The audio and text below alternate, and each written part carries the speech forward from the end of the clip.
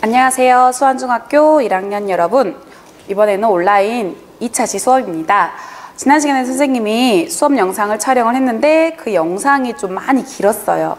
26분이나 되었기 때문에 중간에 잘랐거든요. 그래서 직권까지만 수업을 했는데 오늘 이 시간에는 직권 다음인 생물권부터 지구계의 상호작용까지 수업을 하도록 하겠습니다. 그래서 상호작용까지 수업을 한 다음에 영상이 하나가 아마 더 올라갈 거예요. 영상이 2개니까 절대 잊지 말고 2개 모두 시청해야 됩니다. 나머지 하나는 그러한 직권에 대해서 들어가기 전에 우리가 생각해 볼 여러 가지 문제들에 대해서 같이 논의를 한번 해볼까 해요. 첫 번째 영상은 선생님이 얼굴이 나올 것이고요. 두 번째 영상에서는 선생님의 얼굴이 나오지 않고 화면만 나오는 수업이 될 것입니다. 아시겠죠? 그래서 2가지를 모두 다 끝까지 들어주시기 바랍니다. 자, 오늘도 열심히 합시다. 화이팅! 그 다음에 생물권은 뭘까? 지구상의 모든 생물. 살아있는 모든 것. 살아있는 모든 것입니다. 선생님이 나무하고 동물만 그려놨는데 그것뿐만이 아니라 살아있는 모든 것, 미생물 같은 것들 있잖아. 아주 조그만 것들. 뭐 이런 것들도 이 생물권에 들어간다는 거. 이 생물권이 있기 위해서 물이 있어야 되고, 이 생물권이 이 사이사이를 왔다 갔다 하면서 굉장히 많은 역할을 한다는 거. 생물권은 따로 배우지 않고요. 그냥, 아까 광합성 2학년 때 배운다 했죠? 이것도 생물권이고. 아무튼 생물이란 단원으로 계속해서 배우게 될 것입니다. 그 다음, 외권. 외권은 우주인데, 우주가 지구계에 들어가야 되나? 지구계에 들어가야 되나? 한 번쯤은 고민을 해봐야 될 것 같아. 왜 외권을, 우주를 지구계에 넣어야 되지? 이거 지구 아니잖아.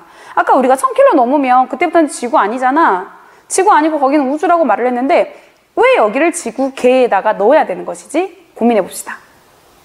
선생님이 처음에 걔는 상호작용을 해야 된다고 그랬죠. 상호작용. 자, 그런데 가장 대표적인 거 딱 하나만 얘기할게. 태양이 없으면 어떻게 될까?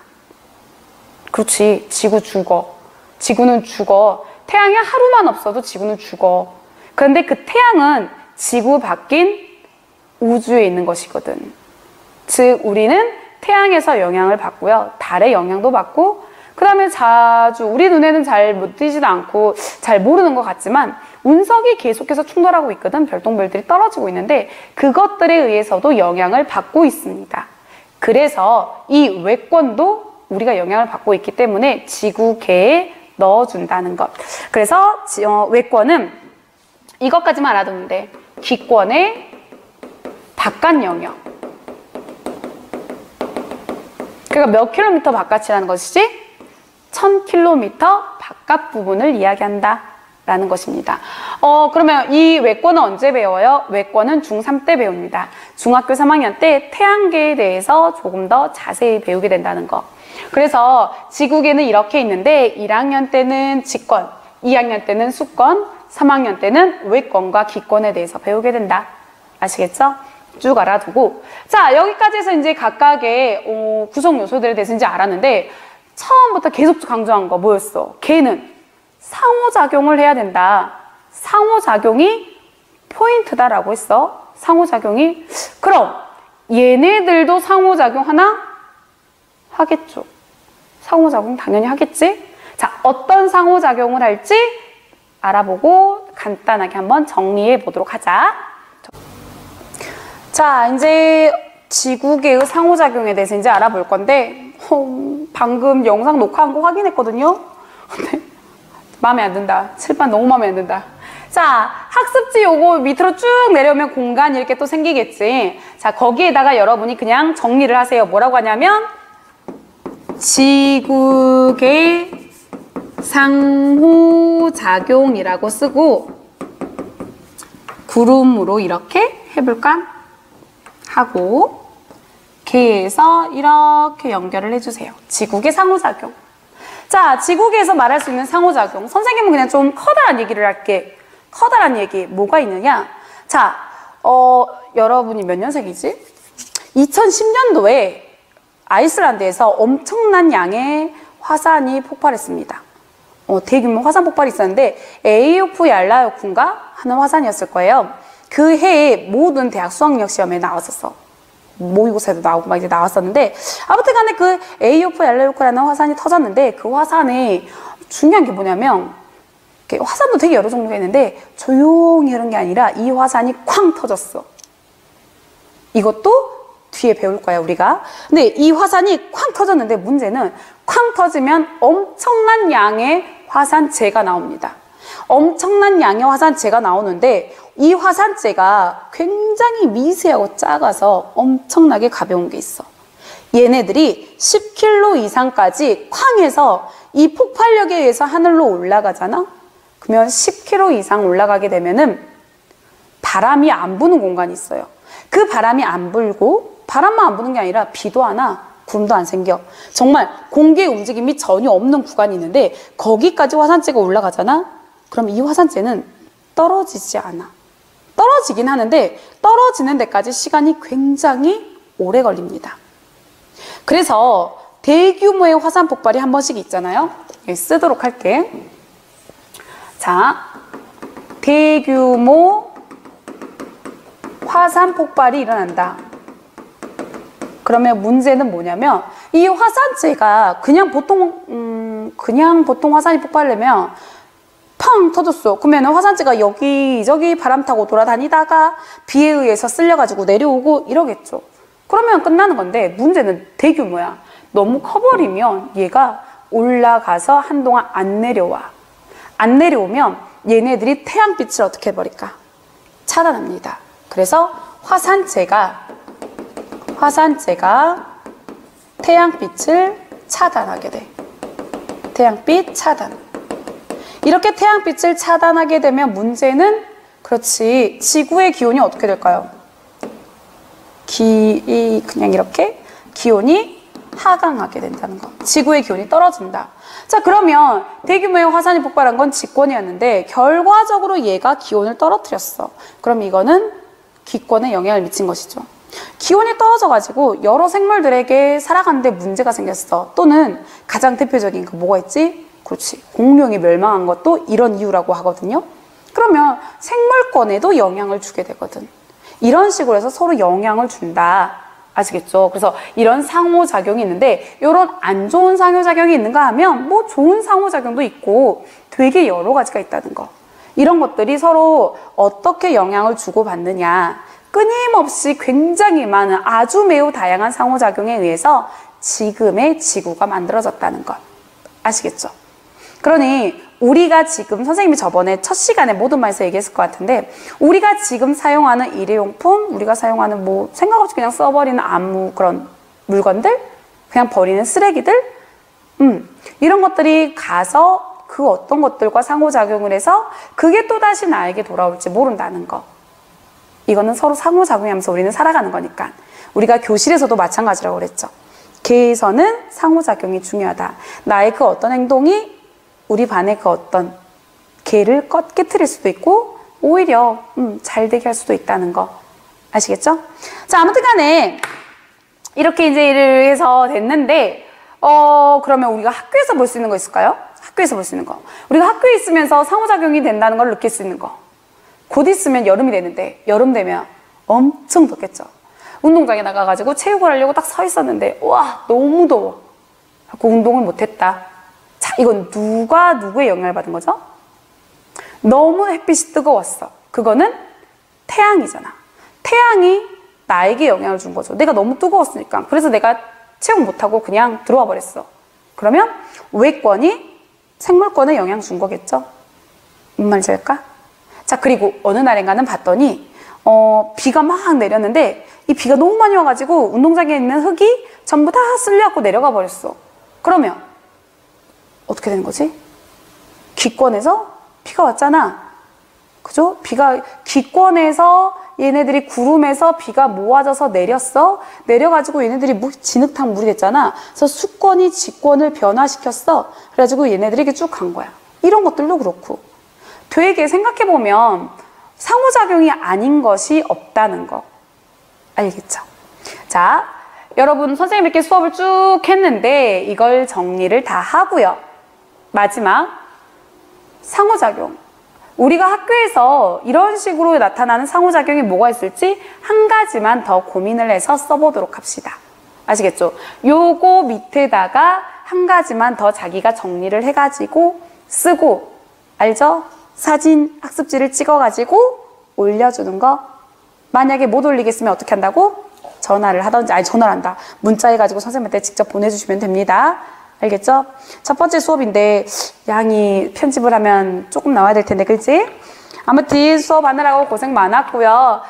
오늘 수업한 내용, 아 저런 게 있었구나 라는 거, 우리가 그러니까 일주일 동안 2차시 정도 수업을 하면서 했던 내용들인데 한번 정리하는 시간이 되었으면 합니다. 아시겠죠? 자, 수고하셨습니다. 안녕. 다음 시간에 다시 봐요. 안녕하세요. 선생님 이렇게 찍는 건 처음이어가지고 좀 많이 어색하네. 지난 시간에 우리가 지구계는 총 5개의 권으로 나눠져 있다고 말했었습니다. 뭐였지? 그치, 기권, 직권, 수권, 생물권, 외권이었습니다. 자, 그 중에서 오늘은 두 번째 직권의 층상구조에 대해서 알아보려고 해요. 근데 직권이라고 한 것은 저번 시간에 선생님이 얘기했던 것처럼 이게 여기 이렇게 나오려나? 지구가 이렇게 있으면 보입니까? 자, 지구가 이렇게 있어. 지구가 이렇게 있을 때 이 지구를 전체적으로 다 뭐라고 한다고 그랬죠? 그렇죠. 직권이라고 한다 했습니다. 그러면 우리는 이 시간에 뭐를 할 거냐면 이제 그러면 이 땅을 지구 안까지 파고 들어간다고 생각을 하는 거예요. 땅을 파고 들어간다고 했을 때 이 안은 모두 다 딱딱한 땅일까? 이것에 대해서 알아보려고 합니다. 아시겠죠? 그래서 땅을 파고 들어갔을 때 이 지구 안은 과연 어떻게 생겼을 것인가에 대해서 알아보려고 합니다. 자, 그래서 이 시간에는 우리가 지진파라는 것 좀 알아두도록 하고요. 두 번째는 직권의 층상구조. 그러니까 지구를 파고 들어갔을 때 그 지구 안이 몇 개의 이렇게 층으로 나누어져 있느냐, 뭐 이런 것들. 수안중학교는 총 몇 층까지 있죠? 그렇죠, 5층까지 있습니다. 그런 것처럼 지구도 타고 내려갔을 때 안에 층이 이렇게 나누어져 있다는데 얼마만큼인지를 알아보는 것입니다. 그래서 이번 학습 목표는 지구 내부를 조사하는 여러 가지 방법을 분석하여 설명할 수 있다인데, 그리고 두 번째는 직권의 층상구조와 뭐 그 특징인데 이 시간에는 첫 번째 것만 한번 보도록 먼저 합시다. 알겠지? 첫 번째 걸 먼저 볼게. 자, 그러면 이런 기계 혹시 본 적 있을까? 적외선을 비추면 혈관의 위치를 보여주는 기계가 있대. 와, 신기하죠? 적외선을 딱 비췄는데 여기 혈관의 위치가 이렇게 있어. 그러면 이 기계는 어디에 쓰면 좋을까? 우리가 이렇게 손을 보세요. 그러면 혈관이 잘 보이는 사람도 있고 혈관이 안 잡히는 사람도 있어요. 또 애기들은 더군다나 혈관이 잘 안 보여요. 그러면 선생님 이제 병원에 가서 선생님 애기들 이렇게 주사 맞을 때 링겔 맞을 때 가장 힘들더라고. 왜냐하면 혈관이 너무나도 작으니까 어디에 있는지도 안 보이고 잘 이렇게 못 맞춰. 그래서 몇 번씩 찔러가지고 막 이렇게 주사를 맞은 적이 있는데, 자, 이런 식으로 적외선을 딱 비췄을 때, 그러니까 적외선을 비췄을 때 혈관이 딱 보여. 그럼 어떤 점이 좋을까? 생각해보고 있지? 만약에 이게 교실이라면 막 이렇게 질문 할 텐데, 자, 그냥 오늘은 이거 온라인이니까 선생님이 설명을 하도록 할게. 뭐가 좋을까? 그렇지, 방금 얘기했잖아. 링겔을 맞을 때 그러니까 혈관에다 주사를 놔야 될 경우 딱 보고 두꺼운 혈관이 여기 있구나라는 걸 금방 찾아서 넣을 수가 있겠죠. 그리고 반대로 혈관을 피해서 주사를 맞아야 되는 경우가 있습니다. 근육주사 같은 것들 있잖아. 그러면은 그런 거 같은 경우에는 혈관을 피해야 될 경우에도 이렇게 찾아보면 쉽겠지. 그래서 자, 이런 경우는 혈관을 피해서 치료해야 되는 경우나 아니면 혈관에다가 주사를 놓을 때 되게 유용할 것이야. 우리가 혈관이 있는지 어디 있는지 어떻게 알 거야? 혈관 어디 있는지 어떻게 알아? 그지? 근데 이런 방법을 쓰면 굉장히 좋겠다라는 생각이 들더라고. 자, 그러면 갑자기 왜 혈관을 이렇게 혈관에 대한 이야기를 했냐? 뭐 때문이냐면 이것 때문이야. 물체를 우리가 그 안이 궁금한데 정확하게 어떻게 생겼는지는 모르겠지만 아무튼 이 안이 어떤 식으로 되어 있는지에 대해서 좀 알아보고 싶어요. 그럼 어떤 방법을 쓰는 게 좋을까? 제일 좋은 방법은 뭐야? 그렇지. 자, 제일 좋은 방법. 우리 교과서에 나왔었는데 과일 안에 어떻게 생겼는지 보려면 어떻게 하면 돼? 칼로 자르면 되겠지. 칼로 자르면은 그 안이 어떤 식으로 생겼는지, 키위는 이렇게 씨들이 이렇게 막 박혀 있고 수박도 이렇게 박혀 있고 사과 같은 경우에는 이렇게 생겼는데 거기 이렇게 씨가 있고 이런 걸 우리가 볼 수가 있잖아. 그런데요, 만약에 이거를 할 수 없다고 한 경우에 여기 그림에서 나와 있는 것처럼요, 사람의 몸에 어디에 이상이 있는지, 암이 어디에 있는지, 뭐 손가락 뼈가 부러졌는지를 알아보려고 해요. 그러면 어떻게 볼 수 있지? 엑스레이 검사를 한다거나 초음파 검사 또는 MRI라는 거 들어보셨죠? 이런 걸 가지고 우리가 직접 볼 수가 있다는 것이야. 그러면 첫 번째 봅시다. 첫 번째 보면 여기 이렇게 해서 X선 검사라고 나오지. 이런 거는 여러분 많이 봤을 거예요. 아니 뼈가 부러졌는지 알아보기 위해서 살을 찢어갖고 안에 뼈가 부러졌구나 이렇게 알 수는 없잖아요. 그쵸? 그런 경우에 이렇게 엑스레이를 찍어보면 어떨까? 그렇지, 뼈의 모습이 정확하게 나오거든. 또 초음파 검사 어디에서 제일 많이 쓰지? 여기 나온 것처럼 그렇지, 아기 사진 같은 뱃속에 있는 아기의 사진을 찍을 때도 이런 초음파 검사를 많이 씁니다. MRI 같은 경우에는 조금 더 정확하게 이제 사용하는 것인데 병원에서 가장 많이 쓰여지기는 합니다. 자, 이런 것들을 사용하게 되면 우리 몸을 직접 절단하지 않고도 몸 안에 어떤 이상이 있는지를 우리가 알 수가 있다는 것이야. 그 다음에 여기 오른쪽에 보면 금속 탐지기라고 있습니다. 보입니까? 금속 탐지기. 금속 탐지기는 뭐냐면 38선이나 휴전선 근처겠죠. 38선이 아니라 휴전선. 휴전선 근처에 가면 지뢰들이 이렇게 막 있어. 요새는 이제 많이 제거가 됐는데 우리나라가 6.25 전쟁을 하고 나서 휴전선 부근에 북한에서도 그랬고 우리나라에서도 그랬고 지뢰라는 것을 굉장히 이렇게 많이 설치를 해놨습니다. 상대방이 침범하지 못하게 하기 위해서. 근데 이 지뢰가 밟았다가 놓으면 터져. 너무 위험하잖아. 그럼 지뢰가 어디 있는지 찾아야 되는데 이 지뢰는 그렇지, 금속으로 돼 있거든. 그래서 이러한 금속 탐지기를 가지고 이렇게 다니는 거야. 그러면 삐삐삐삐삐 울리면 거기에 뭔가가 있다는 뜻이니까 조심히 파볼 수도 있겠죠. 땅을 전부 다 뒤집을 수는 없는 상황이고 그렇기 때문에 이러한 것들을 사용해 가지고 이 안에 무엇이 있는지 확인을 할 수가 있다는 것입니다. 아시겠죠? 선생님 말이 좀 빠를까? 아무튼 그러니까 여기는 여러분이 좀 생각해 볼 만한 것들이기 때문에 그냥 쭈쭈쭈쭈 빨리 나갈게. 그럼 이것들 말고도 우리가 물체의 내부를 간접적으로 알아보는 방법에는 뭐가 있을까요? X선, 초음파, 자기공명 말고도 뭐가 있을지 한 가지씩 생각을 해가지고 등교할 때 알아올 것. 아시겠죠? 한 가지씩 생각해가지고 오기. 자, 그러면 이번에는 그렇다면은 지구 내부는 어떻게 할 수 있을까요? 지구의 내부는 우리가 분명히 직접 잘라볼 수 없을 경우에는 MRI나 아니면은 뭐 엑스레이나 초음파나 아니면은 아까 그런 금속 탐지기 이런 것들을 사용한다고 했어.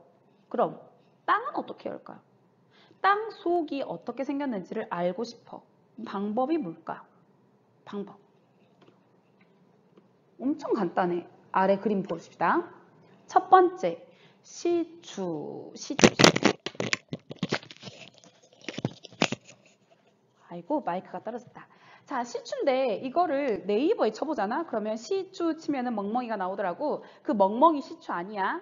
자, 그림에서 보니까 뭐 하고 있어? 땅을. 그렇지, 드릴로 이렇게 파는 거지. 땅을 드릴로 파는 겁니다. 자, 이 시추라는 방법을 사용하면 제일 좋은 거는 뭐냐면 진짜로 땅 속에 뭐가 있는지를 정확하게 알 수 있다는 것이야. 저 드릴을 가지고요, 이렇게 뱅글뱅글 돌리면서 땅을 파 내려가는 거야. 땅을 파가지고 이렇게 내려가가지고 그 안에 뭐가 있는지를 보는 거지. 언제 저걸 제일 많이 사용하냐면 석유를 팔 때 가장 많이 사용합니다. 우리가 여러 가지 검사를 통해서 이 근처에 석유가 있을 것 같아. 그럼 파자 하고 파버리면 될까?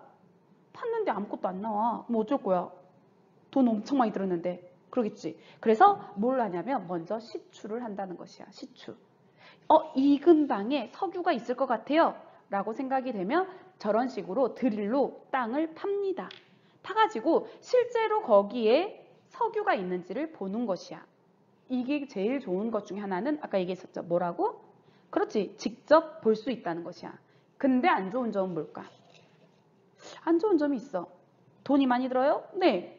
위험해요? 그럴 수도 있고. 또 뭐가 있을까? 제일 안 좋은 점은요.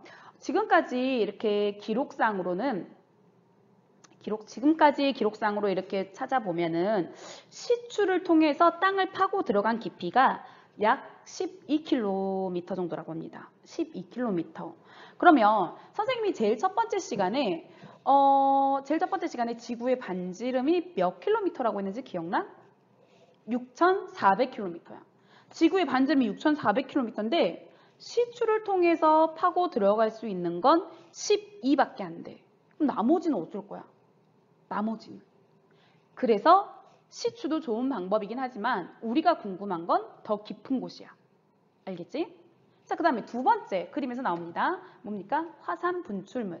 자, 화산 분출물인데 화산은 땅 속에 있던 마그마가 밖으로 튀어나온 거지. 맞죠? 그러면 땅 속에 있던 마그마는 땅 속에 있던 애들이 녹은 거야. 열하고 압력을 받아가지고 땅 속에서 돌멩이가 바글바글 끓은 거야.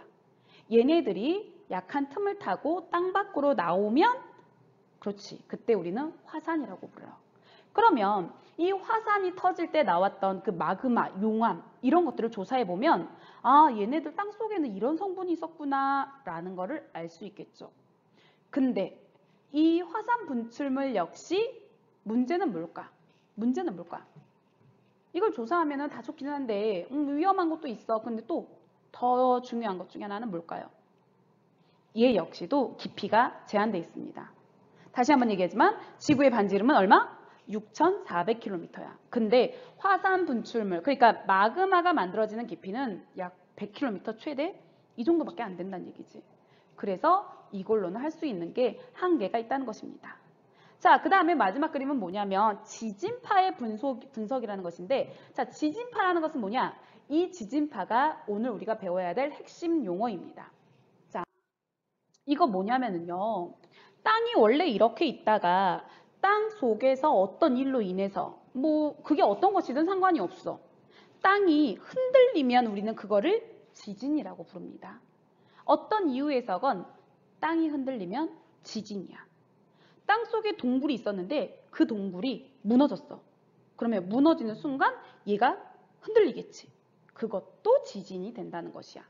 자, 그러면 그게 지진인데 우리가 잔잔한 그런 물에다가 돌멩이 던지면 물결이 이렇게 퍼져나가지.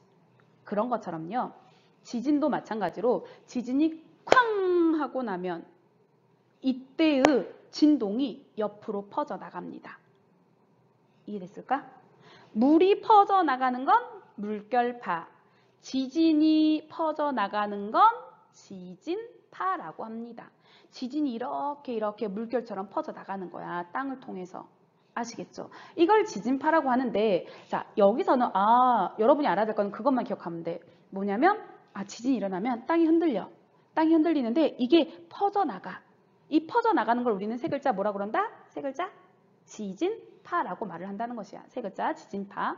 그런데 이 지진파가 나중에 2학년, 3학년 돼서 배우겠지만 종류가 달라.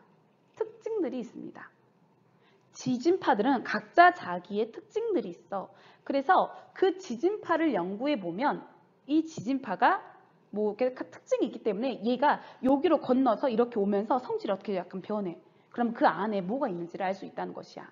자, 이제 다음 사진인데 이걸 보면은요. 자, 여기서 보면 이렇게 그림이 되게 복잡하게 나와 있는데 어려워 보이는데 이거는 고등학교 때 배운 내용이니까 그냥 이렇게 되는갑다라는 것만 알아두세요. 이거 지금 복숭아처럼 생겼지. 근데 이거를 지구를 잘라놨다고 생각한 거야. 우리 이제 곧 이거 배울 거야. 지구를 이렇게 잘라놨다고 생각했을 때 이런 게 있는데 지진파들이 자 보입니까? 어디냐면 여기서 지진이 났어요. 여기서 지진이 났는데 이 지진파가 지구 반대편까지도 이렇게 이동해서 갈 수 있다는 것이야. 지구 반대편까지 가는 동안 얘네들의 성질이 변해. 그래서 생각보다 많은 정보를 알 수 있어. 정확하게 그 안에 액체로 돼 있냐, 고체로 돼 있냐. 아니면은 아래로 내려갈수록 더 단단한 물질이냐, 더 물렁물렁한 물질이냐. 이런 것들까지도 알 수가 있다는 것이지. 이해됐습니까? 지구 내부를 연구할 때는 되게 여러 가지 방법을 쓰기는 하지만 우리는 지금 그 안에가 궁금한 거잖아. 그 그래서 그 안을 궁금할 때는 가장 유용한 방법은 시추, 화산 분출물, 그 다음에 지진파. 셋 중에 뭐가 될까? 뭐가 될까? 그렇지, 지진파야, 지진파. 직접 볼 수는 없지만 이것들을 굉장히 여러 가지로 분석을 하면 이 땅 밑에 대해서 우리가 생각보다 많은 걸 알 수 있다는 것입니다. 아시겠죠? 그래서 자, 오늘 우리가 기억할 거는 이거야. 지진이 일어나면 땅이 흔들려. 땅이 흔들리는데 그 흔들리는 땅을 타고 파동이 이렇게 이동해. 이렇게 이동하는 걸 세 글자 뭐라고 한다? 지진파라고 한다. 근데 이거는 지구를 관통해서 지나가. 그래서 이것들을 연구하면 어떻게 된다? 이거 지진파를 연구하면 관통하니까 지구 안이 어떻게 생겼구나라는 것을 우리가 알 수 있다는 것입니다. 아시겠죠? 그것만 조금 알아두시면 되겠습니다. 다음에 우리가 등교를 했을 때는 조금 더 자세히 이야기하고 여러분의 생각도 들어보는 시간을 갖도록 할게요. 그래서 자르지 않고 단면을 보기 위한 여러 가지 방법들에 대해서 좀 알아보고 지구 내부를 연구하는 방법 3가지 그리고 각각의 특징 그 다음에 제일 중요한 건 누구다? 지진파다. 이것까지 기억해두세요. 아시겠습니까? 자, 오늘 수업은 여기까지 하겠습니다. 한 15분, 16분 정도가 될 것 같은데 여기에다가 앞에 수업까지 하면 좀 양이 되기는 하겠다. 그래도 열심히 들어주시길 바랍니다. 자, 다음 등교할 때 봐요. 안녕.